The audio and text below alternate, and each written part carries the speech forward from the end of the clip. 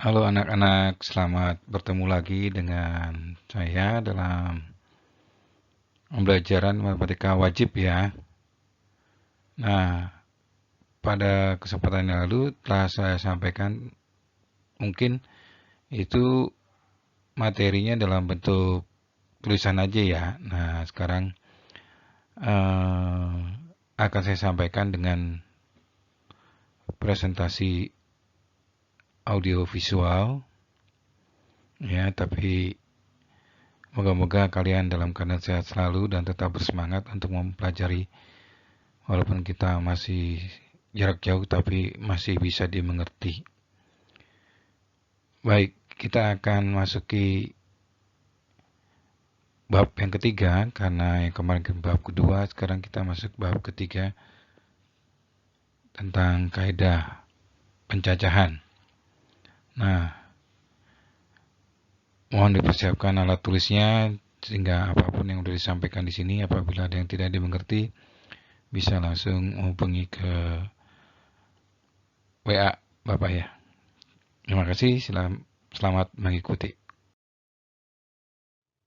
Nah, kaidah pencacahan artinya kalau pencacahan itu perhitungan ya. Jadi yang dipakai adalah bilangan cacah ya, dari 0, 1, 2, 3 dan seterusnya. Tidak ada bilangan pecahan. Ya, tidak ada juga bilangan negatif. Nah, dalam bagian bab ketiga ini terdiri dari dua bagian ya. Yang pertama aturan penjumlahan dan aturan perkalian. Kemarin sudah disampaikan masalah aturan penjumlahan dan perkalian. Dan yang B adalah faktorisasi, permutasi, dan kombinasi. Nah, untuk faktorial itu juga sudah disampaikan kemarin, tapi ini akan dibahas ulang lagi, dan penggunaannya dalam permutasi dan kombinasi. Jadi tujuan pembelajaran kita adalah mempergunakan kaidah pencacahan ini berupa ada aturan penjumlahan, perkalian, kemudian faktorial, permutasi, dan kombinasi. Untuk bagian pertama adalah aturan penjumlahan dan aturan perkalian terdiri dari 3 bagian, yaitu yang pertama adalah percobaan dan hasil percobaan, yang kedua aturan penjumlahan, dan yang ketiga adalah aturan penggunaan perkalian. Yang pertama adalah percobaan dan hasil percobaan. Jadi kita coba untuk menentukan banyaknya variasi seragam yang dapat dilakukan secara langsung dengan mendaftar semua variasi yang mungkin. Yaitu untuk memudahkannya, kita buat variasi yang mungkin dalam bentuk tabel ataupun diagram pohon. Untuk yang tabel, di sini misalkan ada dua jenis kaos, yaitu warna merah dan warna putih, dan ada 3 celana, warna merah, putih, dan hijau. Nah, kita akan buat tabelnya menjadi seperti ini, yaitu pada baris yang pertama, kolom pertamanya isinya kaos dan celana ya, digarisin supaya ke kanannya itu celana yang merah, putih, dan hijau, dengan kaosnya ke bawah ada merah dan putih. Nah, di dalam tabel itu kita akan lihat di situ komposisi antara kaos merah, celana merah, kaos merah, celana putih, kaos merah, celana hijau. Ada 3 ya. Kaos putih, celana merah, kaos putih, celana putih, kaos putih, celana hijau. Nah, udah habis itu. Semua variasi yang mungkin ada. Makanya kalau ditanya berapa macam cara dari yang dibuat dari 3 kaos merah, dari 2 kaos yaitu merah dan putih dengan 3 celana merah, putih, dan hijau. Jawabannya berapa? Tinggal 2 kali 3. Jadi ada 6 ya. Nah, kalau dia buat dalam diagram pohon, itu kita buat misalkan yang pertama dulu ada kaos ya, kaos merah dan putih. Nah, kaos merah akan berpasangan dengan celana. 3 macam celana kan? Merah, putih, dan hijau. Jadi ada 3 komposisi, merah-merah, merah putih, dan merah hijau. Kemudian kalau kaosnya putih, celananya juga bisa merah, putih, dan hijau. Berarti ada putih merah, putih putih, putih hijau. Jadi ada 6 juga ya, sama ya. Berikutnya yang kedua adalah aturan penjumlahan. Diketahui kejadian yang pertama mempunyai M hasil. Ya, jadi hasil percobaannya M, sebanyak M yang mungkin terjadi. Dan kejadian kedua mempunyai hasilnya adalah N hasil yang mungkin terjadi. Jika hanya salah satu dari kedua kejadian itu harus terjadi, maka banyak yang mungkin terjadi adalah sebanyak M tambah N. Jadi kalau yang tadi di contoh pertama kan celana dan kaos ya, banyaknya celana kali banyaknya kaos. Karena harus pakai dua-duanya. Kalau ini memilih. Gitu. Nah, contoh soalnya begini. Andi, Budi, dan Caca adalah teman sekelas. Rumah Budi berada di antara rumah Andi dan rumah Caca. Dari rumah Andi ke rumah Budi terdapat 3 jalan yang dapat dilewati. 3 macam jalan, yaitu jalan A, B, dan C. Sedangkan dari rumah Budi ke rumah Caca terdapat 5 jalan yang dapat dilewati. Ya, perhatikan gambarnya seperti berikut ini. Jadi dari Budi ke Andi itu 3 jalan, A, B, dan C. Dari Budi ke Caca ada 5 jalan, jalan 1, 2, 3, 4, 5. Nah, suatu hari Budi tidak masuk sekolah. Ia harus ke rumah Andi atau, perhatikan, atau ke rumah Caca. Jadi kalau ke Andi berarti nggak ke Caca. Kalau ke Caca berarti nggak ke Andi. Ya. Untuk meminjam buku catatan. Pertanyaannya yang pertama. Berapa banyak jalan yang dapat dilalui Budi untuk meminjam buku? Coba berapa banyak? Jadi Budi ke Andi ada 3 jalan. Budi ke Caca ada 5 jalan. Tapi kan dia kalau Budi ke Andi terus ke Caca kan nggak mungkin ya udah ke Andi aja atau ke Caca aja. Jadi itu dijumlahkan karena salah satu yang harus terjadi. Ya, ke Andi ada 3, ke Caca ada 5. Jadi ada berapa jalan?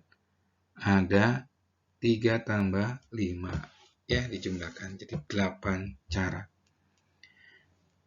Kedua, sebutkan jalan yang dapat dilalui Budi untuk meminjam buku catatan. Yaitu tadi. A, B, C, 1, 2, 3, 4, dan 5. Jadi ada 8 jalan. Berikut ini kita lihat untuk aturan perkalian. Diketahui kejadian pertama memiliki hasil sebanyak M yang mungkin terjadi. Sedangkan untuk kejadian kedua adalah mempunyai sebanyak hasilnya N yang mungkin terjadi. Jika kejadian tersebut harus terjadi, jadi dua-duanya harus terjadi ya. Seperti tadi tentang kaos dan celana. Nah, banyaknya hasil yang mungkin terjadi adalah M kali N. Contoh soal seperti ini. Dari angka 0, 1, 2, 3, 4, 5, dan 6 akan dibentuk bilangan ribuan. Tentukan banyaknya bilangan ribuan yang bisa dibentuk. Jadi dari 0 sampai 6 ada 7 ya. 7 bilangan. Nah, akan dibentuk bilangan ribuan. Bilangan ribuan itu apa sih? Ya, 1000, 2000, 3000, 2500 gitu ya. 2567 gitu. Ada berapa angka yang dibutuhkan? Ada 4 angka ya. Nah, tapi karena bilangan ribuan, nggak boleh nolnya ikut untuk ditaruh di bagian ribuan. Kalau ribuannya 0 berarti bukan ribuan namanya, ratusan ya.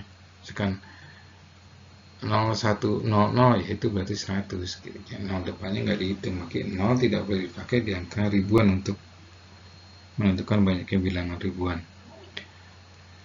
Kita lihat jawabannya. Yang pertama adalah angka yang dapat menempati angka tempat ribuan adalah ada 6, yaitu 1 sampai 6. Jadi 0-nya nggak ikut. Jadi ada 6 cara untuk ribuan. Sedangkan angka untuk ratusan, puluhan, dan satuan ada 7. Jadi untuk ratusan tuh ada 7 macam cara, yaitu dari 0 sampai 6 kan. Kemudian puluhan juga 7 cara. Dan satuannya juga 7 cara. Ya, lihat di tabel seperti itu. Untuk ribuan hanya 6 cara, untuk ratusan 7 cara, untuk puluhan 7 cara, untuk 1 7 cara. Nah, karena ini bilangan ribuan, berarti semuanya harus dipakai kan, ribuan, ratusan, puluhan, dan satuan. Maka untuk ribuan ada 6 cara, dikalikan dengan ratusan 7 cara, puluhan 7 cara, satuan 7 cara. Jadi semuanya ada 2058 cara yang bisa dibentuk untuk membentuk bilangan ribuan. Berikut ini tentang faktorial, permutasi, dan kombinasi. Jadi faktorial itu suatu notasi yang menggunakan tanda seru ya. Dan bagaimana penggunaannya di permutasi dan bagaimana juga penggunaannya dalam kombinasi, sehingga kita bisa melihat perbedaan antara permutasi dan kombinasi. Faktorial. Jika n merupakan bilangan asli, maka faktorial dari bilangan n didefinisikan sebagai berikut. Jadi n faktorial ya, lambangnya adalah tanda seru. Jadi n tanda seru itu disebut sebagai n faktorial. Itu sama dengan n kali n kurang 1 kali n kurang 2 kali n kurang 3 sampai kali 3 kali 2 kali 1. Pokoknya kalau n-nya 3 faktorial itu berarti 3 kali 2 kali 1. Kalau 4 faktorial berarti 4 kali 3 kali 2 kali 1. Kalau 1 faktorial ya 1. Kalau 2 faktorial 2 kali 1 2. Kalau 3 faktorial 3 kali 2 kali 1 6. Kalau 4 faktorial 4 kali 3 kali 2 kali 1 24. Nah, pendefinisian faktorial di atas hanya berlaku kalau n-nya bilangan asli. Nah, kalau n-nya 0 berarti kan bilangan cacah. Nah, 0 sendiri kalau difaktorialkan sama dengan 1. Contoh nih, kan tadi sudah disebutkan. Yang pertama 4 faktorial berarti 4 kali 3 kali 2 kali 1 sama dengan 24. Nah, kalau operasionalnya pembagian 8 faktorial dibagi 5 faktorial berarti 8 kali 7 kali 6 kali 5 kali 4 kali 3 kali 2 kali 1 dibagi 5 kali 4 kali 3 kali 2 kali 1. Nah, coret aja yang 5 sama 5, 4 sama 4, 3 sama 3, 2 sama 2, 1 sama 1. Jadi tersisa tinggal 8 kali 7 kali 6. Nilainya sama dengan 336.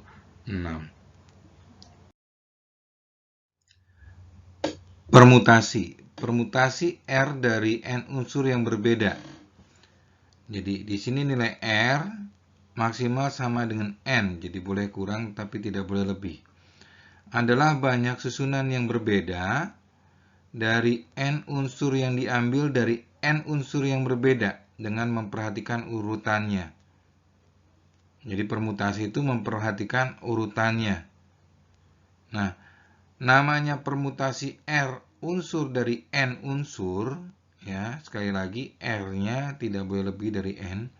Notasinya sebagai berikut. Bisa ditulis dengan n PR atau P kurung buka n kurang R kurung tutup, atau P n-nya di atas, R-nya di bawah, atau P dengan dua-duanya di bawah n, R. Ya, rumusannya, notasinya seperti itu. Rumusannya ini adalah bahwa NPR atau permutasi R dari n adalah n faktorial dibagi n kurang R faktorial. Dengan n dan R adalah bilangan bulat. Jika R sama dengan n, maka dalam permutasi itu NPN jadinya ya. Nah, itu nilainya sama dengan n faktorial. Contoh. Dari 25 siswa dalam suatu kelas akan dipilih pengurus yang terdiri dari seorang ketua, seorang bendahara, dan seorang sekretaris. Jabatannya tidak boleh rangkap ya. Jadi ketua ya ketua saja, sekretaris tidak boleh jadi ketua gitu, dan bendahara juga. Jadi orang yang berbeda. Bagaimana itu bisa dibentuk? Selain permutasi tadi, ada beberapa permutasi khusus sebagai berikut. Yang pertama adalah permutasi dengan beberapa unsur yang sama. Jadi dalam suatu N unsur terdapat K1. Ya, K1 itu adalah jenis yang sama gitu ya.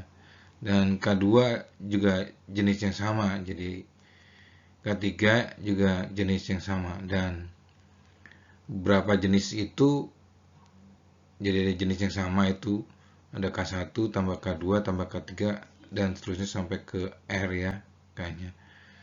Itu jumlahnya harus kurang dari N. Nah, rumusnya seperti ini, permutasi untuk yang berulang. Jadi karena semuanya ada N unsur dipakai, jadi NPN ya, dimana NPN itu sama dengan N faktorial. Dibagi dengan bawahnya adalah dari K1 permutasi K1, K2,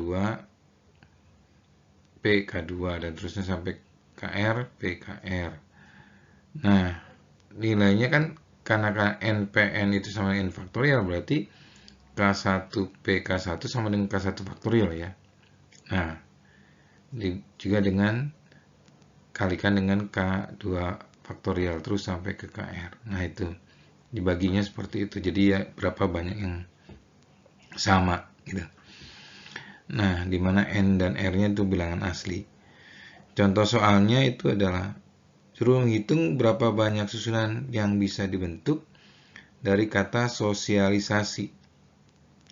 Nah, S-nya ada berapa, I-nya ada berapa, A-nya ada berapa. Nah, itu dah. Misalkan S-nya ada berapa, itu ada 4, berarti K1-nya ada 4. Kemudian I-nya ada 3 ya. Nah, berarti itu merupakan K2 begitu. Sedangkan kalau maunya 1 ya kalikan 1 gitu. Nah, berapa banyaknya itu dikalikan dengan sosialisasi itu ada berapa huruf. Nah, itu adalah N-nya. Oke, silakan dicoba sendiri dulu ya. Berikutnya adalah permutasi siklis. Jadi, permutasi siklis adalah susunan terurut unsur-unsur yang membentuk suatu lingkaran atau kurva tertutup. Misalkan dari permutasi siklis itu ada 3 unsur, yaitu A, B, C. Kemudian akan dibuat susunan yang melingkar. Ya. Sini urutannya misalkan kita lihat A, C, B. Kita bacanya dari arah jam 12 ke arah jam 3 ya. A, C, B. Itu walaupun nilainya bentuknya ditukar, tapi kalau urutannya sama ya sama aja. Misalkan B-nya duluan, terus berputar ke arah kanan bawah ya, A, C. Kan sama juga dengan A, C, B. Jadi B, A, C. Atau C-nya yang di atas, habis C, terus B, baru A. Gitu kan? Itu sama saja. Nah, di sini terus kemudian kalau dibalik habis A terus B baru C, itu sama juga dengan habis B terus C terus A, atau habis C terus A terus B, itu sama. Itu berarti di sini ada 2 permutasi siklis ya. Nah, secara umum permutasi siklis dirumuskan dengan P sama dengan N kurang 1 faktorial, di mana N-nya adalah bilangan asli. Jadi kalau tadi ada A, B, C, ada 3 unsur ya. Nah, berarti permutasi siklisnya ada 3 kurang 1 faktorial atau 2 faktorial. Nah, 2 faktorial sama dengan 2. Jadi hanya aja 2. Ya, gitu. Walaupun di situ kalau kita lihat di tabel permutasinya ada 6 permutasi gitu, tapi kan itu kalau susunannya diperhatikan. Tapi kalau melingkar ya hanya aja terjadi 2 permutasi siklis. Kemudian kita lihat soalnya. Contoh soal yaitu gambar di samping menunjukkan denah meja dan kursi yang digunakan untuk rapat. Rapat tersebut akan diikuti oleh 8 orang. Tentukan banyak cara ke-8 orang dapat menempati kursi dengan posisi yang berbeda. Ya, pakai permutasi siklis ya. Jadi N-nya 8, 8 kurang 1, 7. Jadi 7 faktorial. Nah, silakan dihitung 7 faktorial itu berapa. Berikutnya adalah kombinasi. Ya. Kombinasi ini berbeda dengan permutasi. Jadi kombinasi adalah R unsur dari N unsur yang berbeda, tetap R-nya maksimal sama dengan N. Ya, boleh kurang tapi tidak boleh lebih. Adalah banyak susunan berbeda dari R unsur yang berbeda diambil dari unsur N yang berbeda. Tapi tidak memperhatikan urutannya. Kombinasi R unsur dari N unsur dinotasi dengan NCR atau CNR atau C dalam kurung N, R atau C dengan notasi di bawahnya N, R. Itu nilainya sama dengan N faktorial dibagi R faktorial kali N kurang R faktorial. Jadi perbedaannya kalau permutasi tadi pembaginya itu adalah N kurang R faktorial, kalau di sini pembaginya masih dikali lagi dengan R faktorial. Nah, hubungan antara permutasi dengan kombinasi, di mana permutasi kan sama dengan N faktorial per N kurang R faktorial. Sedangkan kombinasi kan N faktorial dibagi dengan R faktorial kali N kurang R faktorial. Jadi hubungannya adalah NPR sama dengan NCR kali R faktorial. Atau NCR-nya sama dengan NPR masih dibagi lagi dengan R faktorial. Dengan nilai N-nya adalah dan R-nya adalah bilangan asli. Contoh, suatu tim terdiri dari 5 orang putra dan 6 putri. Dalam suatu kegiatan, tim harus mengirimkan 3 orang anggotanya. Dari ketiga anggota yang mewakili tadi, jadi 3 orang tadi, minimal ada satunya putri. Minimal ada satunya putri. Berapa banyak cara memilih tim untuk mengikuti kegiatan tersebut? Ya, perhatikan di situ. Syaratnya adalah memiliki minimal siswanya putri. Jadi ketiganya itu boleh putra semua nggak? Nggak boleh. Minimal ada 1 putri. Boleh 2 putri? Boleh. Berarti 1 putra. Boleh 3-tiganya putri? Boleh. Berarti nggak ada putranya. Nah, bagaimana kita menghitungnya? Kita akan lihat lagi di pertemuan berikutnya ya. Untuk sementara ini kalian bisa pikir-pikir contoh soal tadi, dicoba-coba ya, nggak ada salahnya juga lihat referensi lain, mungkin ada di buku atau di internet, Anda coba.